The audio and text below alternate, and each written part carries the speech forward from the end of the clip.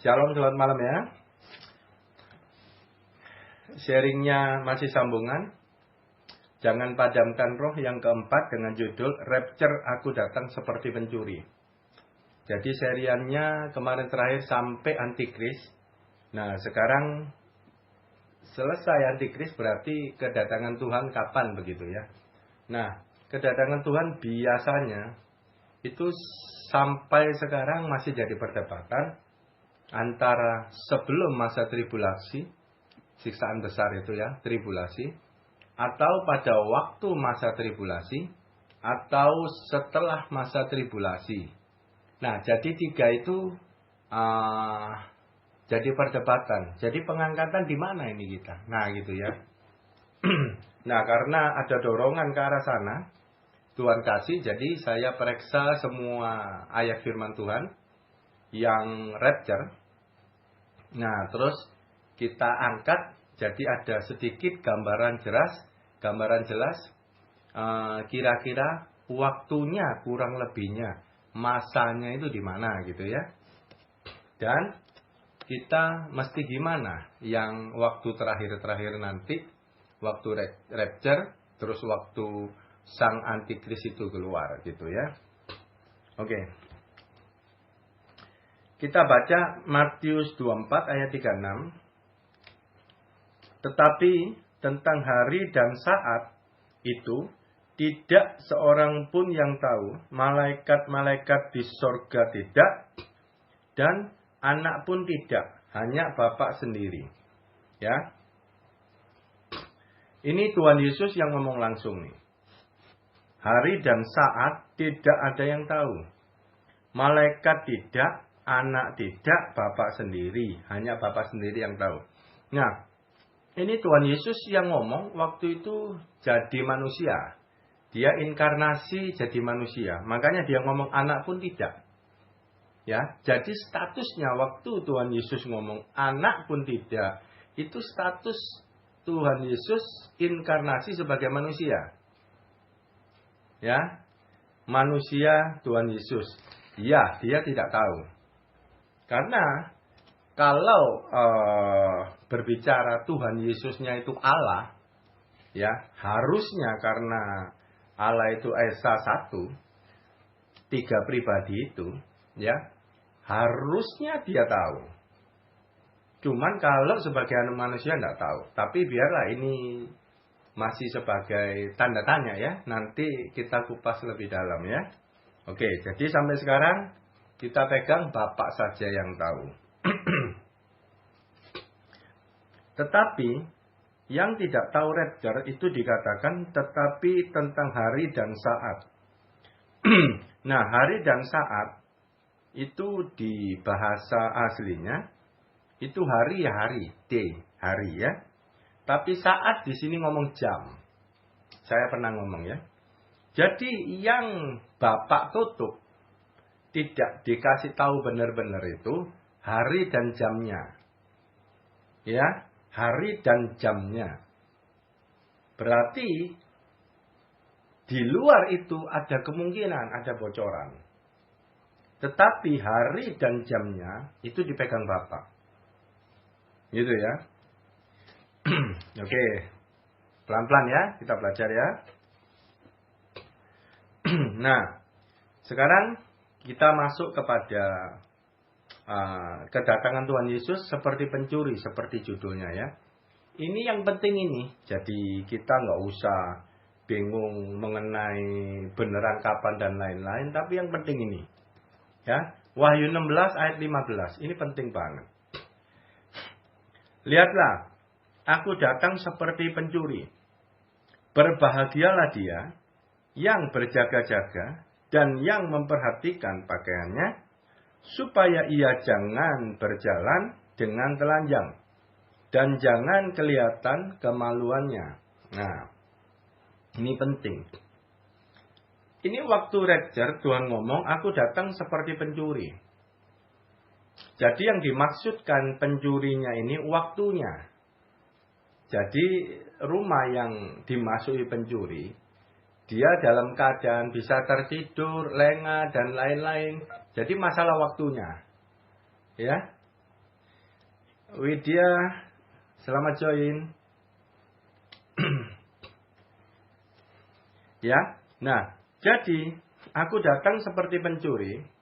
Ini berbicara mengenai waktu kedatangan yang kita tidak tahu, tiba-tiba sudah datang, sudah ada.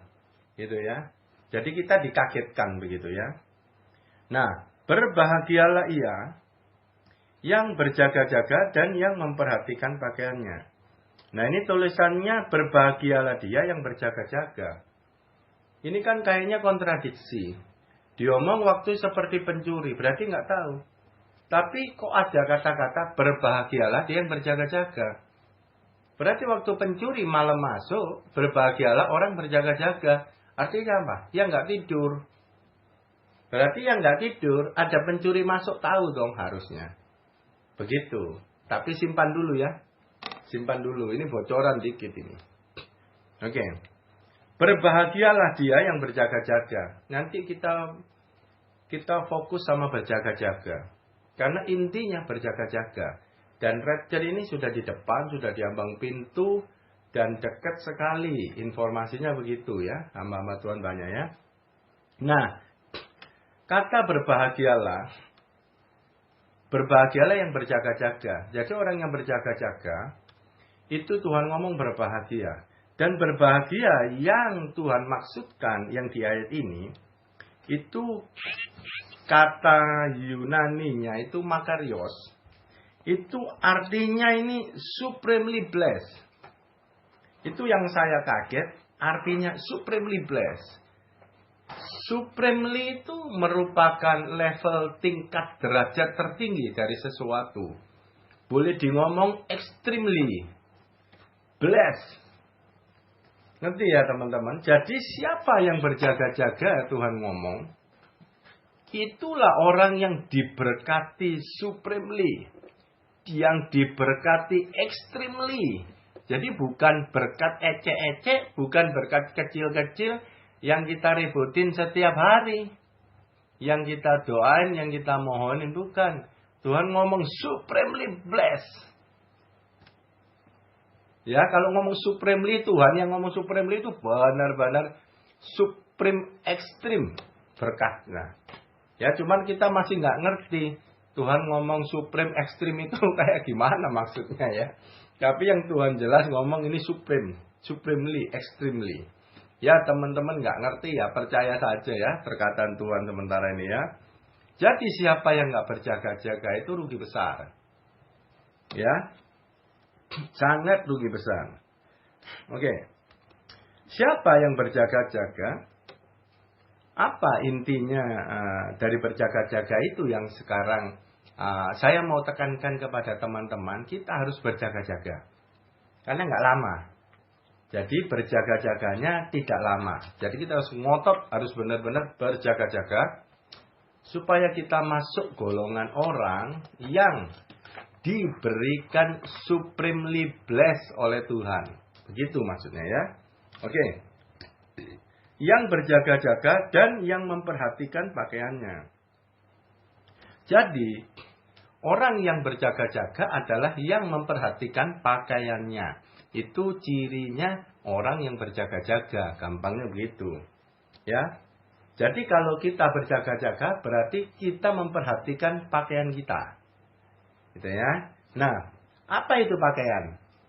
Nah, Wahyu 19 ayat 8 dikatakan ini. Dan kepadanya dikaruniakan supaya memakai kain lenan halus yang berkilau-kilauan dan yang putih bersih. Lenan halus itu adalah perbuatan-perbuatan yang benar dari orang-orang kudus. Nah, sekarang udah tahu. Pakaian yang dimaksud Tuhan Yesus adalah pakaian putih. Dengan bahan lenan halus berkilauan. Itu yang Tuhan maksud dengan pakaian. Pakaian adalah perbuatan yang benar dari orang kudus. Orang kudus kita, perbuatan benar berarti kita sedang melakukan perbuatan kehendak Tuhan. Nah, ngerti ya? Kehendak Tuhan, perbuatan benar.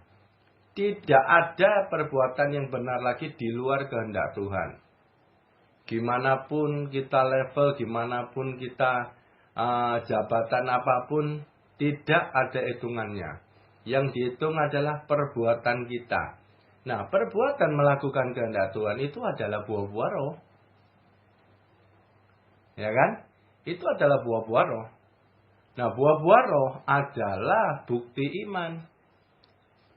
Kita dari sesi-sesi kemarin-kemarin itu udah banget ngomong soal buah roh. Mendengar dan mengerti, maka itu ia berbuah. Ya. Oke. Di Wahyu 3 ayat 4. Tetapi di Sardis ada beberapa orang yang tidak mencemarkan pakaiannya. Mereka akan berjalan dengan aku dalam pakaian putih. Karena mereka adalah layak untuk itu. Nah ini. Mereka akan berjalan dengan aku dalam pakaian putih. Jadi kalau kita berpakaian putih, itu artinya kita berjalan beriringan dengan Tuhan. Persis seperti yang tadi ngomong, waktu kita melakukan kehendak Tuhan, itu kita berjalan beriringan dengan Tuhan. Satu kuk dengan Tuhan. Ya, nah itu berbicara mengenai pakaian putih. Ya, nah sekarang kita lihat. Waktu kita berbuah, waktu kita melakukan kehendak Tuhan, waktu kita berjalan bersama dengan Tuhan, yang adalah roh, dan kita ini manusia yang mempunyai daging, berarti ada 3 unsur di dalam pakaian itu. Ada 3 unsur terlibat waktu kita melakukan kehendak Tuhan di dalam diri kita. Ya, unsurnya adalah roh, jiwa, dan tubuh. Ya, kalau kita melakukan kehendak Tuhan, harus ada 3 unsur ini terlibat. Roh, jiwa, tubuh. Ya. Nah, gini urutannya. Untung kita udah rally-rally panjang. Jadi kita rada ngerti. Roh dulu. Karena penghubung kita sama Tuhan roh. Kalau orang nggak terima Tuhan Yesus, mati. Tidak ada penghubung. Rohnya belum dihidupkan lagi. Belum digabung ya. Nah, jadi nggak bisa, terputus. Nah, waktu kita terima Tuhan Yesus, kita terhubung. Terhubung itu roh. Ya, Roh Kudus kebenaran itu yang menuntun kita. Dia tidak berbicara dari dirinya, tapi dia menyampaikan apa yang Tuhan Yesus katakan. Itu terhubung. Jadi waktu Tuhan Yesus bicara, itu berupa anggur baru, turun di kirbat anggur yang baru, yaitu di dalam hati kita. Nah, kita mendengar. Ya, makanya waktu posisi Maria, kita baca firman itu dengan pelan-pelan, baca sambil merenungkan setiap perkataannya, supaya kita mendengar. Ya. Nah, waktu kita mendengar, direspon oleh jiwa kita. Jiwa kita itu ada di otak, ada pikiran, pola pikir, itu jiwa kita. Kehendak kita gitu ya, pola pikir kita, pokok di pikiran kita di jiwa kita. Nah, yang merenung itu jiwa kita. Waktu roh kita nangkep, merenung jiwa kita. Dan yang menjelaskan itu Roh Kudus. Makanya mendengar dan mengerti, ini 2 unsur. Roh dan jiwa. Ketika Roh Kudus menjelaskan, kita mendengar dan mengerti, maka jiwa kita berubah, pola pikir kita berubah. Yang sebelumnya sesat, terus menjadi benar. Gitu ya. Yang sebelumnya sesat, terus pikiran kita menjadi benar oleh karena firman itu. Ya, nah, karena kita itu pikirannya sudah benar, itulah namanya pertobatan. Pertobatan itu perubahan pola pikir, ya kan? Nah, perubahan pola pikir otomatis perbuatan kita berubah. Nah, di sini tubuh ikut. Jadi tubuh diperintah oleh jiwa, jiwa disuplai oleh roh. Nah, 3 unsur ini. Nah, makanya tubuh ikut. Gitu ya. Tubuh ini sebagai bait Allah yang terakhir kita belajar. Di dalamnya ada roh. Penyelenggaraan kebaktian. Penyembahan kepada Tuhan di dalam tubuh kita. Yaitu posisi Maria. Mendengar, mengerti. Dan akhirnya tubuh ini dibawa bekerja sama. Karena diperintah oleh jiwa. Itu namanya berbuah. Kita perhatikan pakaian berbuah. Itu berjalan bersama Tuhan. Itu yang dinamakan berjaga-jaga yang memperhatikan pakaiannya. Nah itu. Itu fix. Dan orang yang berjaga-jaga, Tuhan bilang, kamu mendapatkan supremely blessed. Ya, jangan main-main kalau Tuhan bilang supremely blessed. Extremely blessed. Jadi berkat di tingkat tertinggi. Siapa yang berjaga-jaga? Sekarang saya bilang, waktu kita berjaga-jaga memperhatikan pakaian 3 unsur, roh, jiwa, tubuh terlibat di dalamnya, di mana dimulai dari roh, otomatis kita harus intim dengan Roh Kudus melalui posisi Maria, membaca dengan merenungkan firman itu. Sekalian, baca bukan pemenuhan target, asal lewat membaca cepat-cepat bukan, tetapi diresapi dari setiap kata per kata. Lama gak masalah. Ya, karena tidak ada target. Baca satu Alkitab harus 6 bulan, 1 tahun tidak ada target. Targetnya adalah mengerti. Kenapa? Karena kita harus berbuah. Karena kita harus perhatikan pakaian kita. Ya, targetnya mendengar dan mengerti. Jadi harus pelan-pelan membaca. Ya, oke. Yang membaca Tuhan ngomong berbahagialah. Nah, masalahnya kan tidak banyak orang yang benar-benar mau berjaga-jaga dengan di posisi Maria. Nah, ini jadi masalah. Kenapa? Ini saya khawatirkan kalau Tuhan ngomong hanya satu yang perlu. Ternyata yang tidak melakukan, saya nggak tahu percaya nggak sama perkataan Tuhan. Dari satu Alkitab begitu tebal, Tuhan ngomong satu yang perlu, percaya nggak dia lakukan?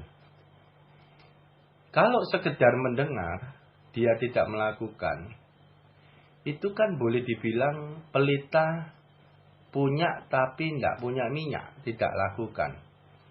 Dan ada kemungkinan ada pola pikir yang salah, yang tersesat. Sehingga menganggap ada yang lebih penting daripada Tuhan ngomong yang penting. Sehingga kita melakukan yang menurut kita lebih perlu daripada yang Tuhan ngomong hanya satu yang perlu. Ini masalah besar. Karena Tuhan ngomong kalau kamu tidak berjaga-jaga, artinya kebalikan dari berbahagia. Akan menyesal yang sangat dalam waktu Tuhan Yesus datang. Rapture itu didapati orang yang tidak berjaga-jaga. Itu sebagai Tuhan Yesus datang rapture-nya sebagai pencuri. Yang artinya dia tidak tahu dan dia akan tertinggal. Ya. Nah, ini seperti itu kondisinya. Makanya Tuhan yang ngomong extremely blessed yang berjaga-jaga. Jadi, nanti kita lanjut. Menurut saya nih, yang berjaga-jaga bakal tahu nanti masanya. Jadi datangnya rapture itu bukan sebagai pencuri. Ya, ini sebagai undangan pesta pernikahan anak domba. Ya. Saya menganjurkan teman-teman yang kemarin tidak di posisi Maria, tidak membaca firman, mulai hari ini coba diperjuangkan. Tapi kalau tidak ada kerinduan, saya tahu ini berat sekali. Untuk baca firman dalam keadaan tidak ada kerinduan, ini berat sekali.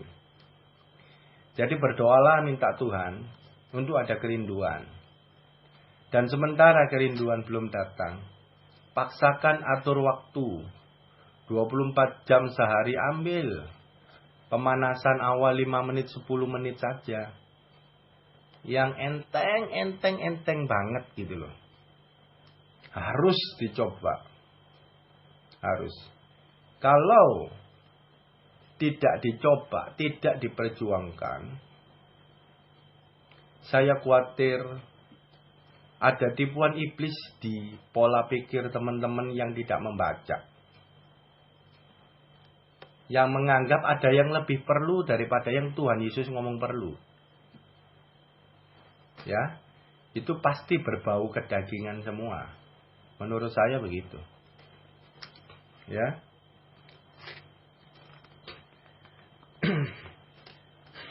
Oke. Kita lihat lagi. Wahyu 3 ayat 3 dikatakan gini. Karena itu, ini masih berjaga-jaga ya. Karena itu ingatlah bagaimana engkau telah menerima dan mendengarnya. Turutilah itu dan bertobatlah. Karena jika engkau tidak berjaga-jaga, aku akan datang seperti pencuri. Dan engkau tidak tahu pada waktu manakah aku tiba-tiba datang kepadamu. Nah, ini sekarang. Ya. Jikalau engkau tidak berjaga-jaga, aku akan datang sebagai pencuri. Ya. Kata-katanya lihatin, Tuhan Yesus yang ngomong. Jikalau engkau tidak berjaga-jaga, aku akan datang seperti pencuri. Berarti kalau berjaga-jaga, Tuhan Yesus datang tidak seperti pencuri. Kenapa? Karena kita tahu. Kita tidak tidur. Ya, selama ini digambarkan rapture, Tuhan Yesus datang itu pada malam hari. Jamnya 12 digambarkan begitu ya. Tapi saya nggak tahu kebenarannya karena ini hanya pengandaian ya. Nah, jadi dari ayat ini jelas dikatakan, jika engkau tidak berjaga-jaga, aku akan datang sebagai pencuri. Jadi yang di atas tadi dikatakan, aku datang sebagai pencuri, berbagai hal yang orang berjaga-jaga. Nah, jadi aku datang sebagai pencuri itu untuk orang yang tidak berjaga-jaga. Tetapi kalau orang itu berjaga-jaga, Tuhan Yesus tidak datang seperti pencuri. Karena sudah dikasih tahu. Nah, gampangnya begitu. Nah, ya. Nah, di ayat ini, hebatnya ini Tuhan Yesus Alkitab ya. Di ayat sebelumnya itu menerangkan tentang berjaga-jaga. Karena itu ingatlah, bagaimana engkau telah menerima dan mendengarnya. Turutilah itu dan bertobatlah. Loh, ini kan posisi Maria yang barusan saya jelaskan. Bagaimana engkau menerima dan mendengarnya.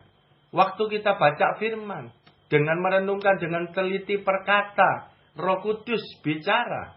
Kita dengar di dalam roh kita. Menerima dan mendengar. Turutilah itu. Nah, gimana bisa nuruti? Turuti itu berbuah. Melakukan. Gimana bisa melakukan? Ayat lain bilang, dengar, mengerti, maka berbuah. Jadi waktu perenungan, Roh Kudus kebenaran itu menjelaskan, membuat kita mengerti, sehingga kita melakukan firman dengan pengertian. Bukan salah ngerti, walaupun yang dilakukan sama. Tapi itu bukan berbuah, karena itu berbeda pengertiannya. Ya, jadi mendengar, terus turutilah itu, dan bertobatlah. Nah, bertobat itu adalah metanoia, perubahan pola pikir yang terjadi waktu kita merenungkan firman itu. Roh Kudus kebenaran menjelaskan, dia yang menginsafkan dunia, pola pikir kita berubah. Pola pikir kita berubah berarti itu bertobat. Berarti kita memperhatikan pakaian kita. Nah, itu berjaga-jaga namanya. Ya. Nah, orang yang berjaga-jaga, Tuhan bilang, supremely blessed dari Tuhan. Jadi bukan berkat ecek-ecek yang kita doain ributin setiap hari. Tapi extremely blessed. Kenapa? Karena pengangkatan. Jadi sekali lagi, ada banyak ayat yang mendorong kita untuk masuk di posisi Maria. Dan hampir tiap sesi selalu ada posisi Maria kita bicarakan. Jadi harus benar-benar diusahakan. Posisi Maria. Harus benar-benar diusahakan. Harus benar-benar percaya seperti Tuhan ngomong, hanya satu yang perlu. Tempel di otak.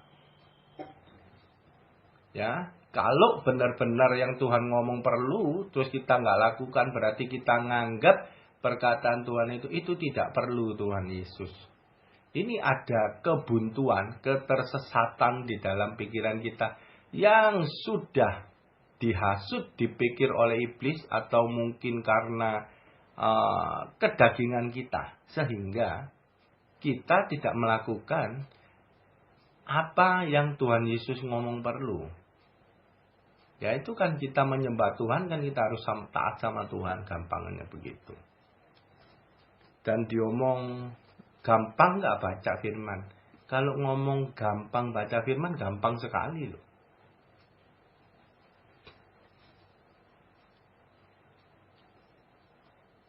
Ya, nah, memperhatikan pakaian. Gimana tadi udah diomong berjaga-jaga.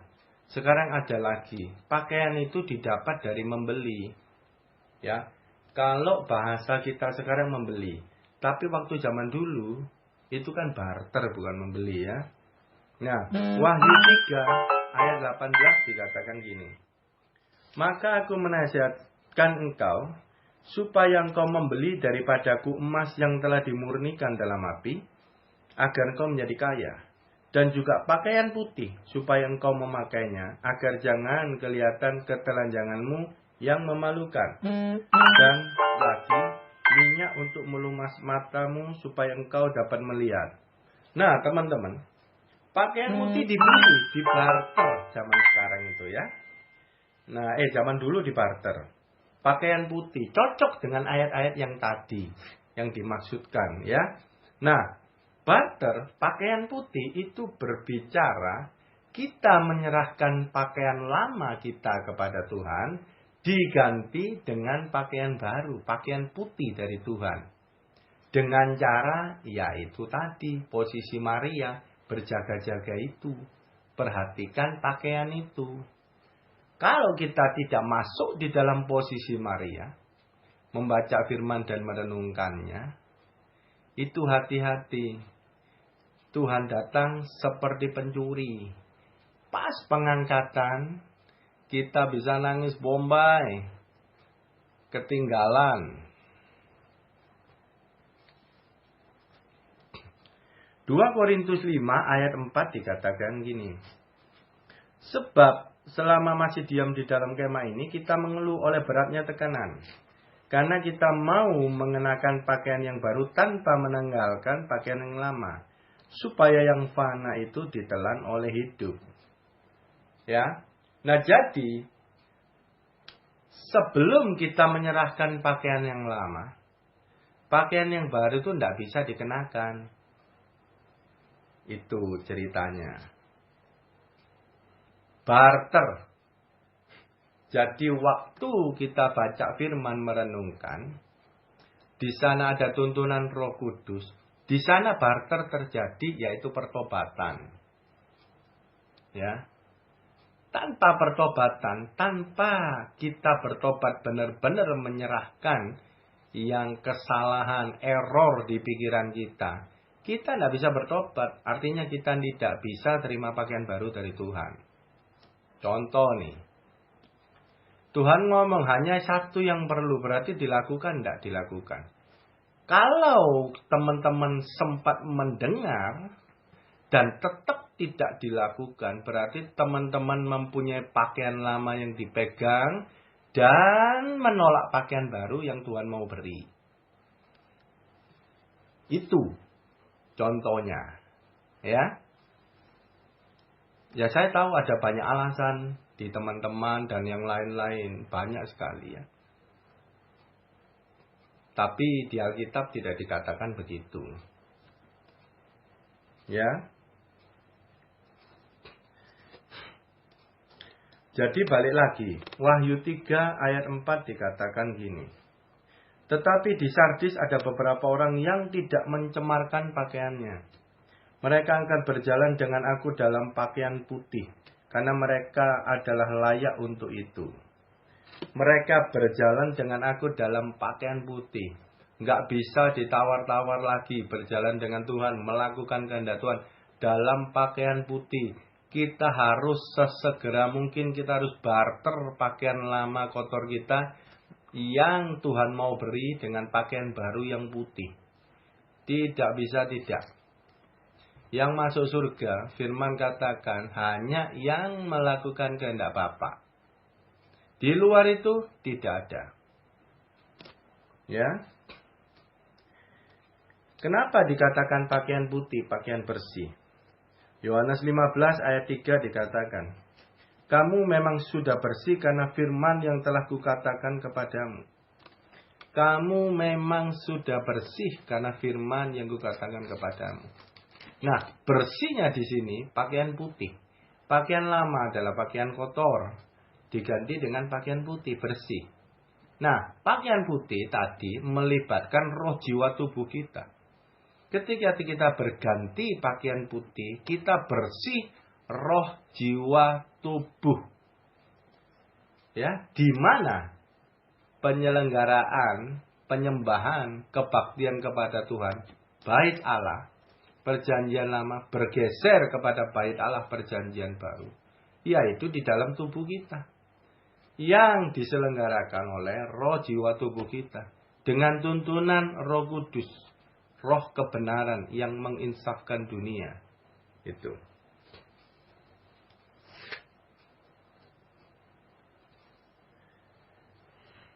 Oke, nah jadi mengenai berjaga-jaga udah selesai. Sekarang masuk kepada waktu, ya, masuk kepada waktunya rapture kurang lebihnya, ya, kurang lebihnya, ya. Oke, Matius 24 ayat 15. Matius 24, 15 sampai 22. 15 dikatakan gini. Jadi, apabila kamu melihat pembinasa keji berdiri di tempat kudus, menurut firman yang disampaikan oleh Nabi Daniel, para pembaca hendaklah memperhatikannya. Nah, ayat 15 ini udah jelas. Apabila kamu melihat. Ini belum rapture. Ini gadisnya yang melihat. Ini berbicara dengan para gadis Tuhan. Ya, para gadis Tuhan. Berarti belum rapture. Belum rapture. Gadis Tuhan, yaitu kita, gadis bijaknya, melihat pembinasa keji berdiri di tempat kudus. Tempat kudus bait Allah. Jadi banyak di luaran juga sedang menunggu pembangunan bait Allah ketiga. Jadi bait Allah di sini banyak yang menafsirkan tempat kudus itu secara hurufiah. Jadi dia menunggu bangunan fisik bait Allah ketiga. Nanti antikris berdiri di sana memerintah. Nah, ini yang saya tidak setuju. Karena kita tuntunannya bait Allahnya perjanjian baru sudah bukan berupa bangunan fisik. Tetapi tubuh kita adalah bait Allah. Perjanjian baru tempat kudus, bait Allahnya adalah orang-orang Kristen yang dibenarkan oleh Tuhan. Para gadis Tuhan kalau diomong. Ya, gadis bijak. Nah itu. Nah, berarti pembinasa keji di tempat kudus. Ini berbicara antikris yang muncul dari orang Kristen. Nah, kita gadisnya itu melihat nanti antikris. Sang antikris berdiri di tempat kudus. Orang Kristennya, antikrisnya sudah nongol. Kita lihat. Nah itu, kita lihat. Berarti sebelum antikris nongol itu belum pengangkatan. Karena kita harus lihat dulu. Ya, ayat 15. Oke, sekarang 21-nya. Sebab pada masa itu akan terjadi siksaan yang dahsyat seperti yang belum pernah terjadi sejak awal dunia sampai sekarang dan yang tidak akan terjadi lagi. Ini siksaan masa tribulasi. Ya, antikrisnya sudah nongol orang Kristen, keluar dari antaramu orang Kristen. Dan kita melihat, dan waktu antikris nongol itu masa tribulasi terjadi karena dia yang memerintah. Dan kita melihat, berarti ngalami enggak? Di dalamnya enggak? Di dalamnya. Karena kita lihat. Belum rapture, belum. Ya.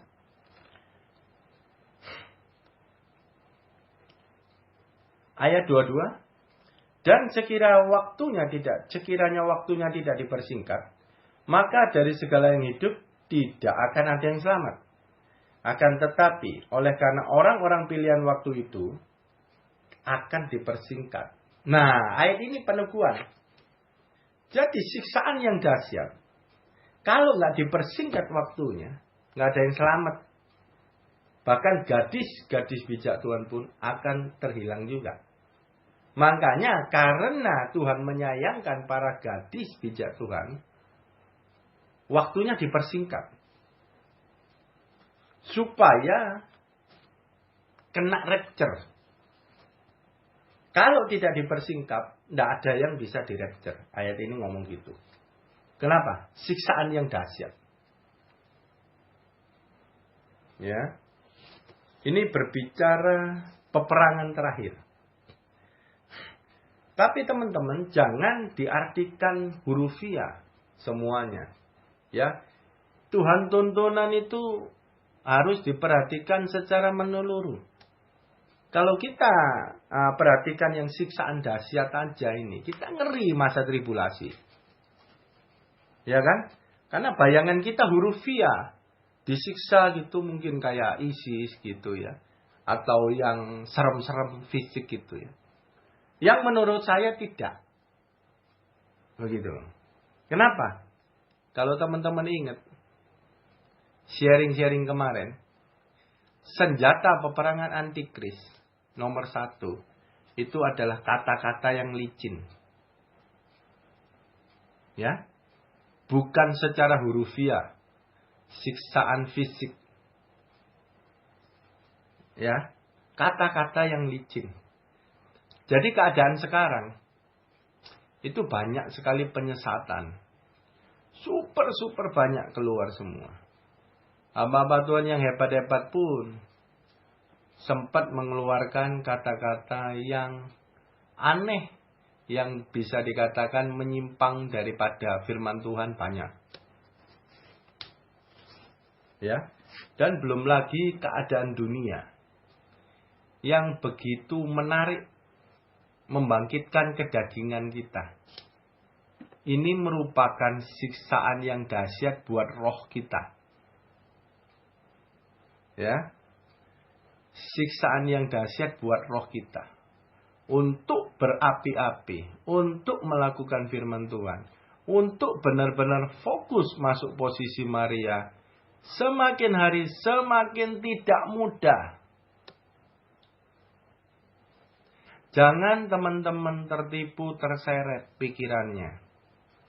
Dengan mengabaikan yang Tuhan bilang hanya satu yang perlu. Teman-teman abaikan. Karena saya tidak tahu karena apa. Yang jelas tertipu pikirannya. Karena menganggap itu tidak perlu. Yang Tuhan ngomong perlu. Oke? Jadi waktunya kita nanti lihat. Sang Antikris duduk. Seorang dari antara kita. Ya, di tempat kudus. Nah, kita sempat lihat. Dan peperangan siksaan dahsyat terjadi. Dan di sana itu sekarang Tuhan ngomong nanti dipersingkat. Supaya gadis Tuhan jumlahnya banyak, bukan tambah lama tambah sedikit gitu. Oke? Sekarang masih tentang rapture. Masih nyambung ayat 29-nya dikatakan gini. segera sesudah siksaan pada masa itu, matahari akan menjadi gelap dan bulan tidak bercahaya dan bintang-bintang akan berjatuhan dari langit dan kuasa-kuasa langit akan goncang. Nih, segera sesudah siksaan pada masa itu. Ya. Siksaan pada masa itu. Jadi yang tadi diomong siksaan besar, siksaan yang dahsyat. Nah, ini penjelasannya. Segera sesudah siksaan pada masa itu, yang kita ada di dalamnya, ya, yang Tuhan mau mengakhirinya dengan segera, mengingat anak-anak Tuhan, orang-orang pilihannya, gadis bijaknya, ya. Matahari akan menjadi gelap. Ingat, ini bahasanya bahasa perlambang semua. Ini harus hati-hati benar-benar bacanya. Matahari menjadi gelap, bulan tidak bercahaya. Ini berbicara terang.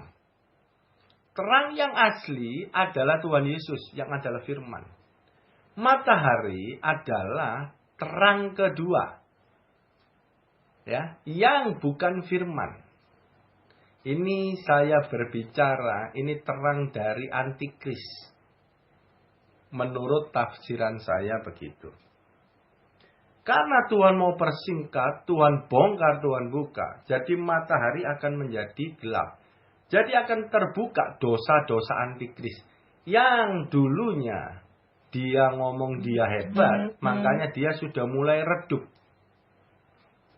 Ya, matahari menjadi gelap.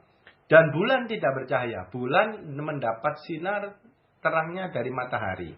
Bukan dari dia sendiri. Berarti ini adalah ante-ante antikris.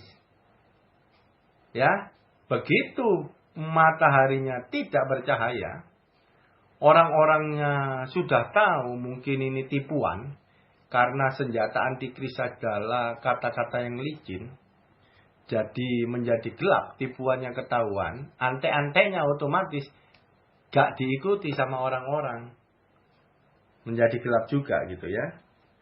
Dan bintang-bintang yang akan berjatuhan dari langit. Nah, ini bintang-bintang ini.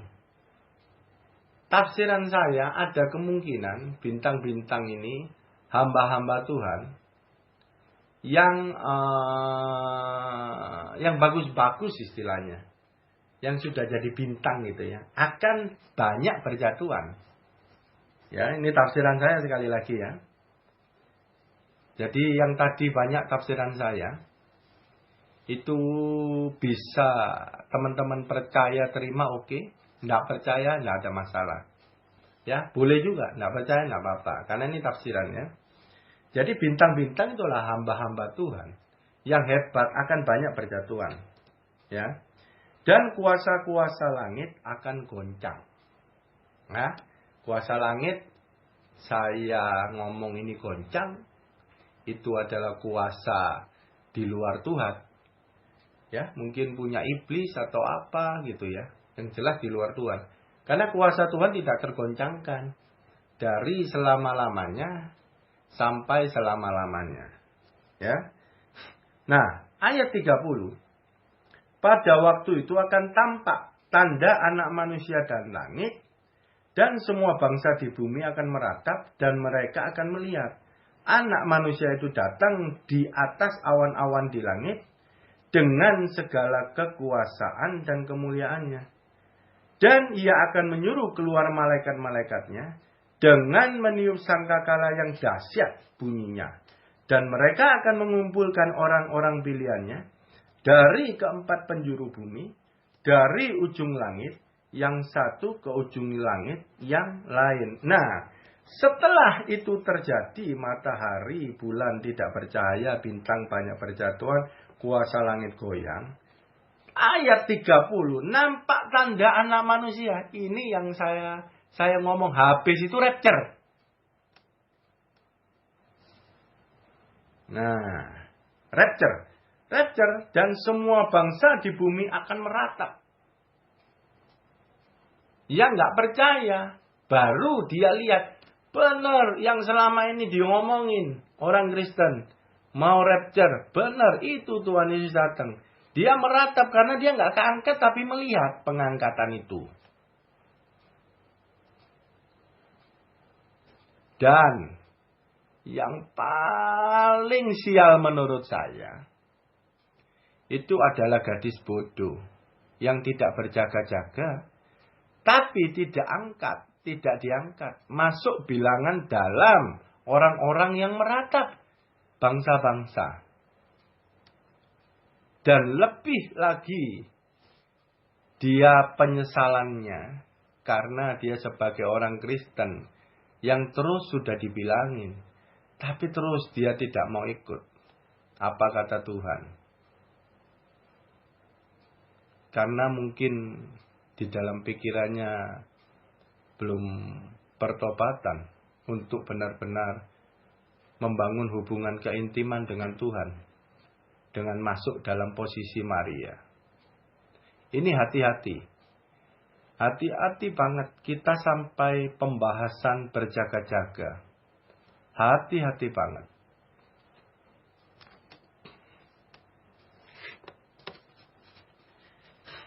Nah, jadi jelas teman-teman. Jelas urutan-urutan pengangkatannya. Tuhan kasih tahu tadi. Ya, udah jelas.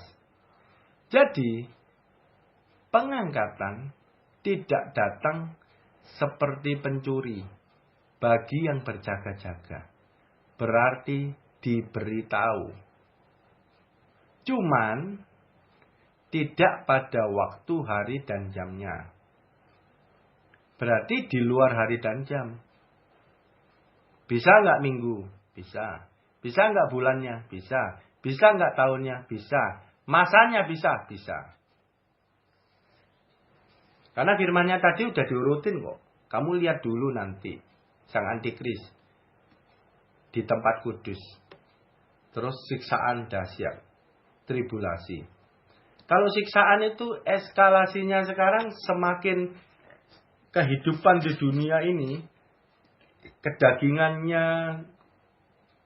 Glamor. Terus mamonnya, semuanya semakin kuat. Penipuan-penipuan daripada kerohanian, itu semakin kuat. Itu yang dibilang semakin siksaan dahsyat buat roh. Untuk bangkit itu setengah mati. Kalau orang sudah terperosok di dalam hidup kedagingan orang Kristen. Terutama dia membina banyak hubungan dengan teman-teman dunia. Dia terseret dan masih Kristen. Itu bangkitnya super berat di masa sekarang. Kalau melihat dari ayat-ayat ini.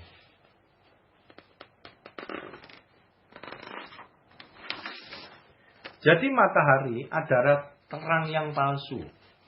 Antikris tadi ya. 2 Tesalonika 2 ayat 3 dikatakan gini. Janganlah kamu memberi dirimu disesatkan orang dengan cara yang bagaimanapun juga. Sebab sebelum hari itu haruslah datang dahulu murtad.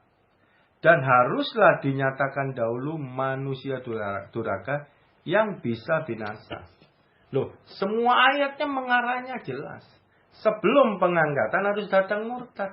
Murtad itu adalah hasil daripada kata-kata yang licin antikris yang adalah matahari itu. Yang orang suka dikira ini terang yang benar, padahal bukan. Padahal itu kata-kata yang licin, pengajaran, penyesatan, dan dia termakan. Dan itu haruslah dinyatakan dahulu manusia duraka. Jadi sang antikrisnya harus keluar dulu di dalam tempat kudus. Yaitu sebagai orang Kristen. Baru pengangkatan. Gitu ya.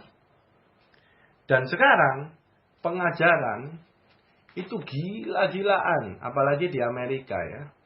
Dan di sininya pun itu sudah gila-gilaan. Penyesatannya luar biasa sekarang. Dan yang menyesatkan itu pinter-pinter. dan sangat halus. Saya banyak mengikuti hamba-hamba Tuhan besar di YouTube. Ya, YouTube sampai sekarang. Dan benar-benar penyesatannya super licin. Kalau orang tidak biasa di posisi Maria bergaul erat dengan Roh Kudus, yang adalah roh kebenaran yang menuntun kepada pertobatan, pasti tertipu. Karena kata-katanya licin, bagusnya luar biasa. Tapi isinya menipu. Hanya orang yang tahu yang asli baru bisa memutuskan melihat yang palsu itu palsu.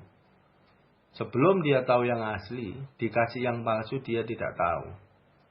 Dan yang tahu yang asli hanya Roh Kudus. Hanya Roh Kudus penyambung lidah Tuhan Yesus di dalam manusia, di dalam kita. Dan itu keintiman dengan Roh Kudus. Cuman satu jalannya. Posisi Maria baca firman. Firman, logos itu adalah pola pikir, pikiran Kristus.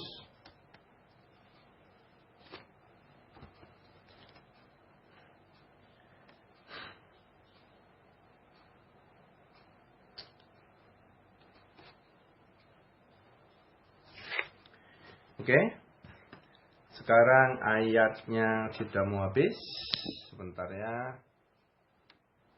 1 Tesalonika 4 ayat 16-18. Ini kejadian rapture. Sebab pada waktu tanda diberi, yaitu pada waktu penghulu malaikat berseru dan sangkakala Allah berbunyi, maka Tuhan sendiri akan turun dari sorga, dan mereka yang mati dalam Kristus akan lebih dahulu bangkit. 17. Sesudah itu kita yang hidup, yang masih tinggal, akan diangkat bersama-sama dengan mereka dalam awan menyongsong Tuhan di angkasa. Demikianlah kita akan selama-lamanya bersama-sama dengan Tuhan. Oke.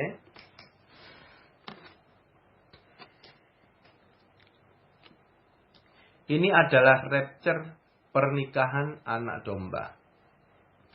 Boleh ngomong mimpi enggak? Enggak usah ya.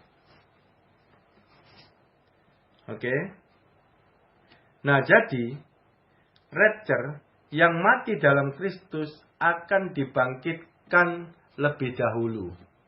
Ya. Habis itu baru yang hidup keangkat. Nah, ini kejadiannya rapture seperti itu.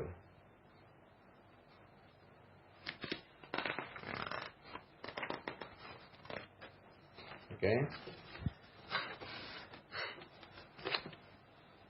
2 Tesalonika 2 ayat 6 sampai 8 ya.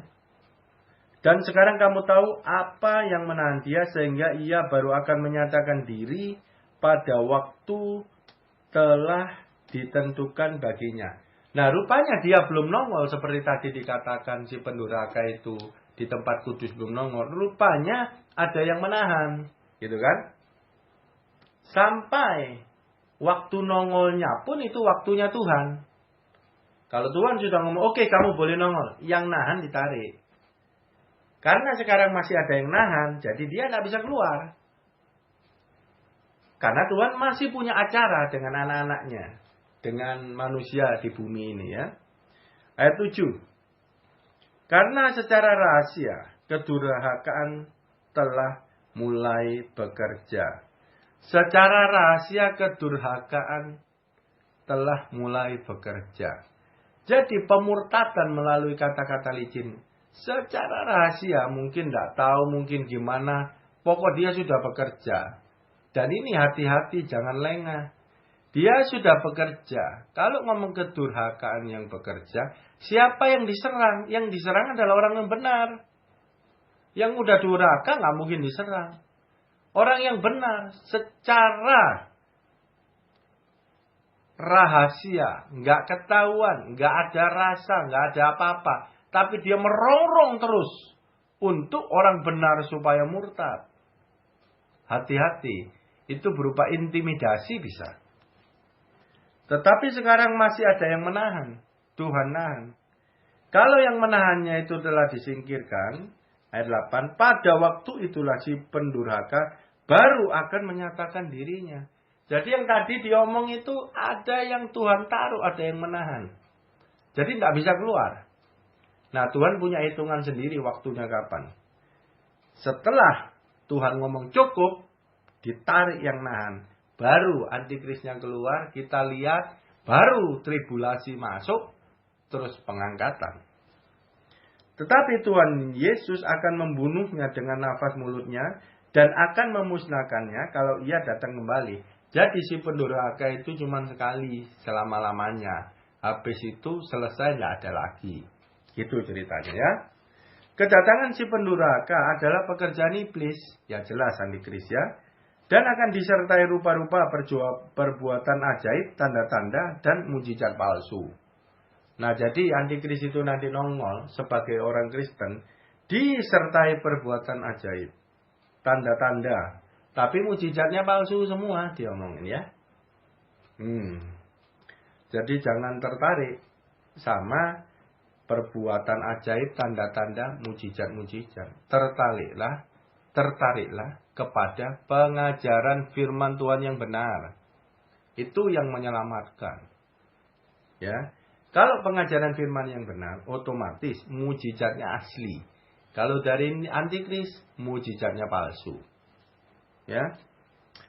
Dengan rupa-rupa tipu daya jahat terhadap orang-orang yang harus binasa, karena mereka tidak menerima dan mengasihi kebenaran yang dapat menyelamatkan mereka. Nah, mujizat palsu, rupa-rupa tipu daya jahat. Sekali lagi, siksaan yang dahsyat yang seperti ini. Rupa-rupa tipu daya jahat, kata-kata licin, itu dari antikris dan gengnya. Dari matahari dan bulannya. Dari antikris dan para nabi-nabinya. Melalui pengajaran palsu maupun melalui kata-kata yang licin. Hati-hati jangan salah gaul. Seperti sharing sebelumnya ya. Sekali salah gaul, sekali pikiran kita menerima secara tidak sadar, kita bisa saja murtad. Kalau salah gaul. Nah, sekarang penutup satu firman terakhir ya. Daniel 12 ayat 1. Pada waktu itu juga akan muncul Mikael, pemimpin besar itu, yang akan mendampingi anak-anak bangsamu, dan akan ada suatu waktu kesesakan yang besar, seperti yang belum pernah terjadi sejak ada bangsa-bangsa sampai pada waktu itu. Tetapi pada waktu itu bangsamu akan terluput, yakni barang siapa yang didapati namanya tertulis dalam kitab itu. Nah ini berbicara masa tribulasi, kesesakan yang besar. Peran malaikat besar sekali. Mikael adalah malaikat perang. Mikael adalah pemimpin malaikat yang nanti akan berperan banyak membantu anak-anak Tuhan di ujung sebelum pengangkatan pada waktu masa kesesakan besar, masa tribulasi, untuk membantu anak-anak Tuhan yang benar, yang namanya tertulis dalam kitab kehidupan itu, untuk diluputkan daripada masa siksaan besar, masa tribulasi. Jadi bagi orang yang berjaga-jaga, yang benar, akan dikawal ketat oleh pasukan malaikatnya yang dari Mikael, untuk diluputkan daripada yang namanya siksaan besar. Dan setelah itu percepatan, baru setelah itu pengangkatan. Oke, firman Tuhan selesai di seri keempat ini. Tuhan Yesus dahsyat.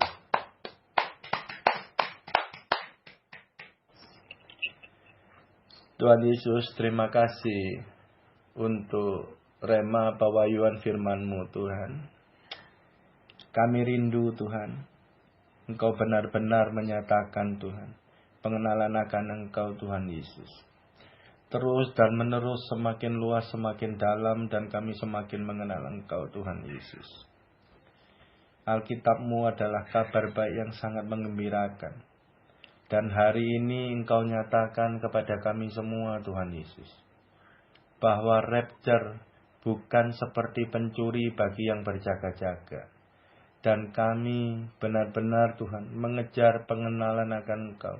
Kami mau berjaga-jaga, Tuhan Yesus. Sehingga kami didapati, Tuhan, Engkau memberkati kami dengan berkat yang terbaik. Supremely blessed. Datang kepada kami semua yang mendengarkan hari ini di tempat ini sekarang, ya Tuhan Yesus. Dan Kau sudah memberikan masa, tanda-tanda, patokannya semua, Tuhan Yesus. Sehingga jika itu waktunya terjadi, kami menjadi ingat. Dan kami menjadi lebih berjaga-jaga lagi.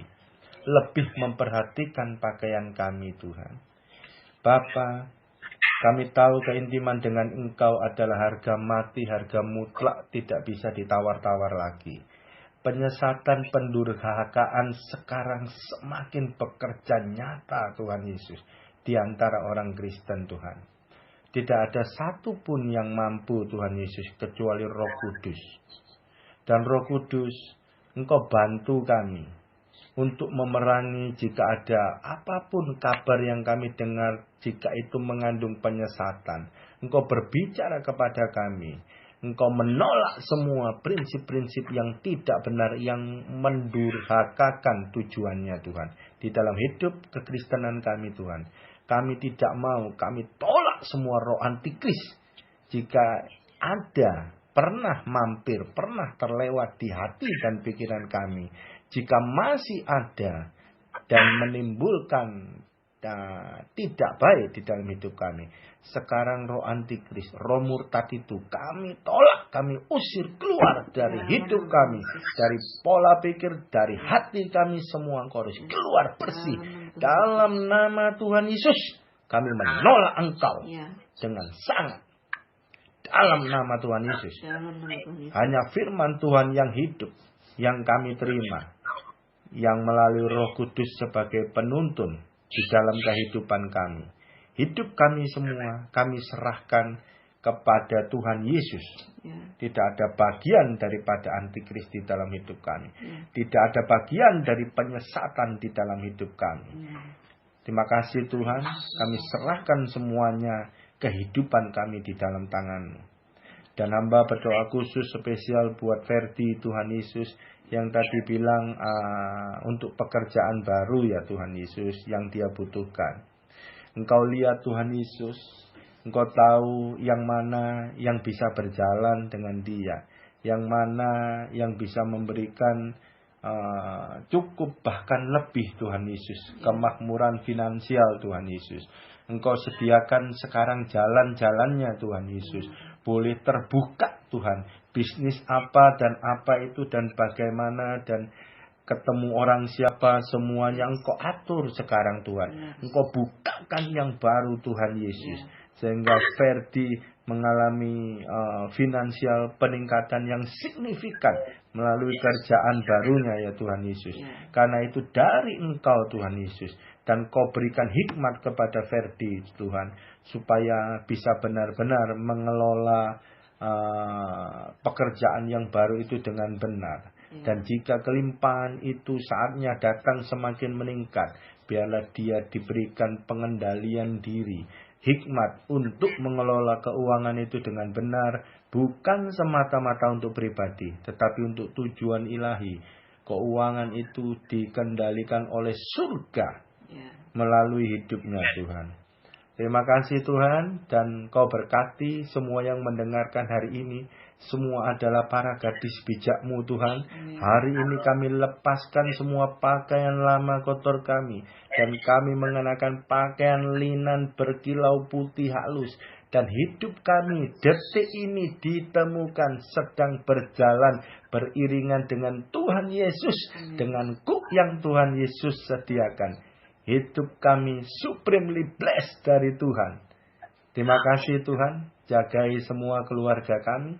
Jagai semua daripada pandemi, kesehatan keluarga, keuangan, juga bisnis Tuhan. Engkau beri jalan keluar semuanya Tuhan. Engkau beri perbedaan dengan dunia Tuhan. Karena firman-Mu tidak tergoncang Tuhan Yesus. Dan Mazmur 91 terjadi di dalam setiap pribadi kami. Setiap keluarga kami. Di dalam nama Tuhan Yesus terjadi. Angkat tangan teman-teman.